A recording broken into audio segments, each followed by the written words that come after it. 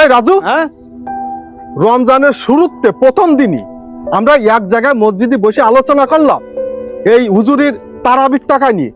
তোর কাছে 200 টাকা ধরা হলো, বলা হলো 25 রমজানের ভিতরে টাকাটা পরিশোধ করবি। তুই আজকে এই 22 রমজান পার হয়ে 23ই পা দিচ্ছে, তুই এখনো টাকা পরিশোধ করলি নি। তো ব্যাপার কি?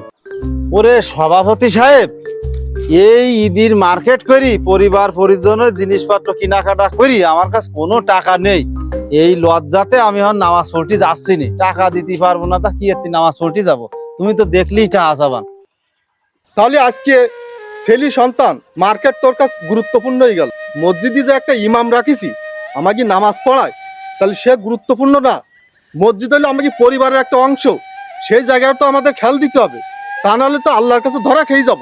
আজকে খুবই খারাপ লাগলো যে তোর মতো শিক্ষিত ছেলে এইরকম একটা বাক্যে কথা বললো। যাক, টাকা পয়সা সঙ্গে যাবে না, সঙ্গে যাবে মানুষের ইমান এবং আমল। আর রোজার মাসে দান করলে আরো বেশি সব। তা আমি গেলাম, দেখছি না বিবেকের কাছে প্রশ্ন করি যে টাকাটা দেওয়া যায় কিনা।